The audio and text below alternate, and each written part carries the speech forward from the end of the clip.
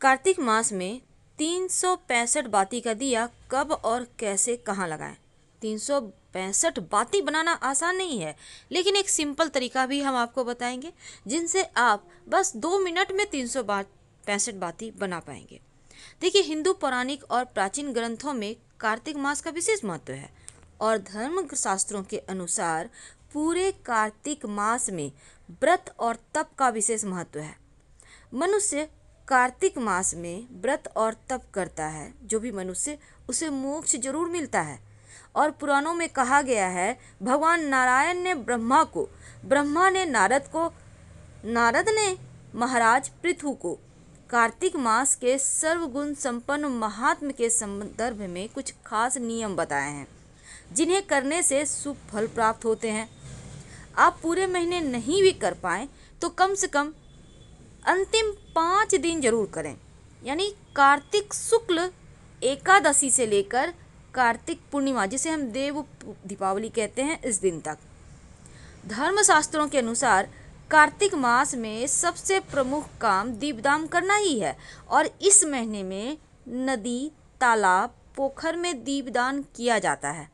अभी तक आपने नहीं किया है, कोई बात नहीं, लेकिन 5 दिन जरूर करें।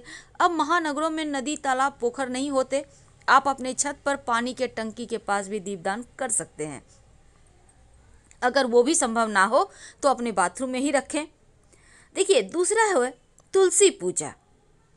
कार्तिक के महीने में तुलसी पूजने, सींचने और तुलसी का सेवन करना तीनों ही गुणकारी और लाभकारी है।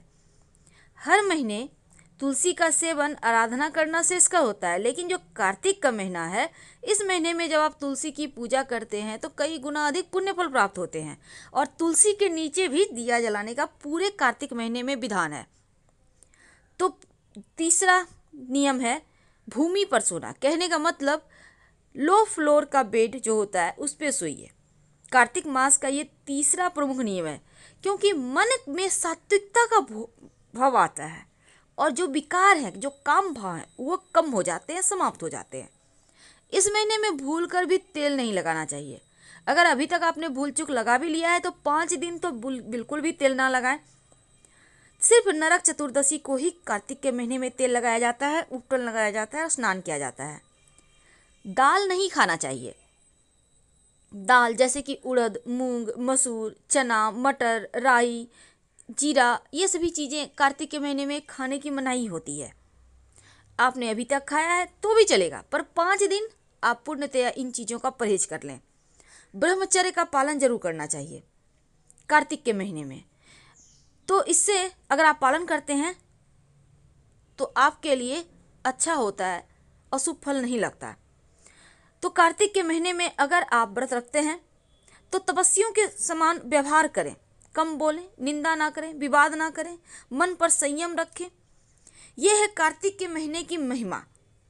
लेकिन इस महीने में दीप दान करने का खास विधान है। कार्तिक के महीने में बहुत सारे नियम हैं और एक कहानी है जो पूरे कार्तिक माह सुनी जाती है, लेकिन अभी तक आपने नहीं सुना है तो आज सुन लें। आज से 5 दिन तक रोज सुनिएगा।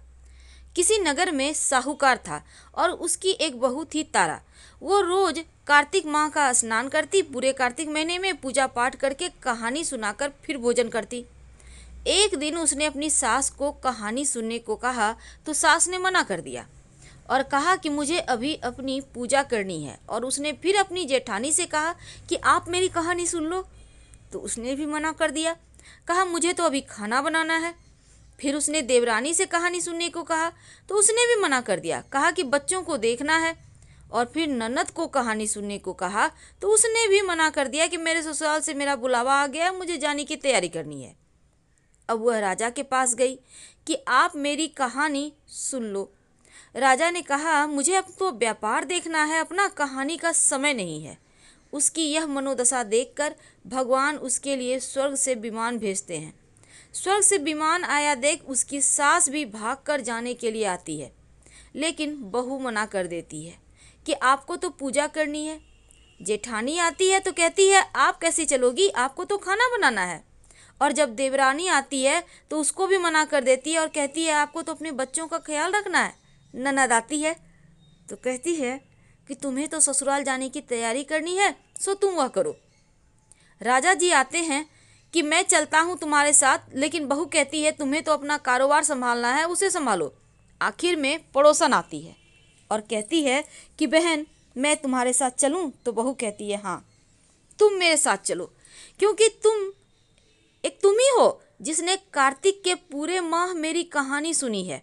और दोनों विमान में बैठकर स्वर्ग चले जाते हैं।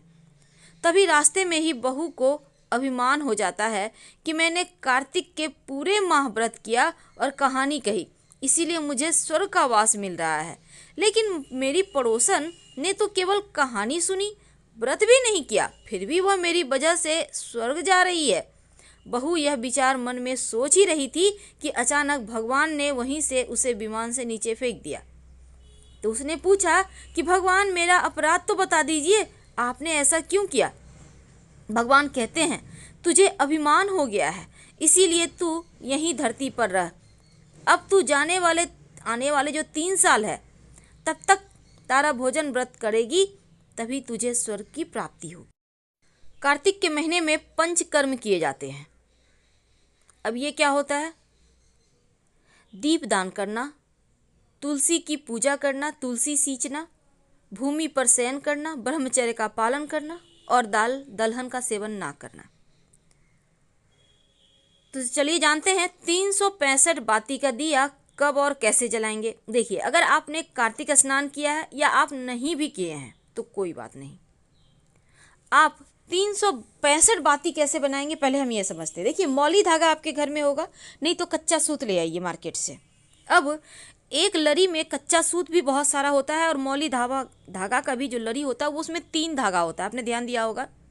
अब आप उस धागे को मोड़ लें। अगर आप 10 बार उसको फोल्ड करते हैं मौली धागा को, तो 10 तिया 30 हो जाता है। उसको 30-30 पीस में आप काट के हर एक को अलग अलग करके उसको एक साथ कर सकते हैं, या आप 5 जगह उसको अलग अलग दीपक में रखकर जला सकते हैं। लेकिन जब आप कच्चा सूत लाइएगा उसमें बहुत सारे धागे होते हैं, पहले आप गिन लें, फिर कटिंग करके सारा इकट्ठा करके एक साथ रखें। और जब दीपक जलाइएगा तो संभव हो तो नारियल का जो सूखा गोला होता है उसको कट कर लें और उस पर जलाएं। संभव ना हो तो मिट्टी का एक दिया ले लें, आप मिट्टी का खुद से भी बना सकते हैं, और एक दोना ले लें। दोना आप चाहें तो केले का पत्ता का या कोई भी पत्ता ले सकते हैं। उसके ऊपर फूलों की पंखुड़ी पर दीपक रखें। दीपक में ये जो आपने 362 बाती काटी है उसको डालिए, उसमें घी डालिए, तेल मत डालिएगा, घी डालिए। और फिर इसमें 2-4 दाने चावल के डालें, या फिर आपके पास अगर खोए है जिसको हम खील बतासा कहते हैं, खील, उसको डाल दें और फिर पवित्र नदी सरोवर में ये दीपक जला दें। ये आपके 365 बाती का दिया आपके हर कष्टों को समाप्त करेगा, पापों को नाश करेगा, जीवन की मुश्किलों को दूर करेगा। धन्यवाद।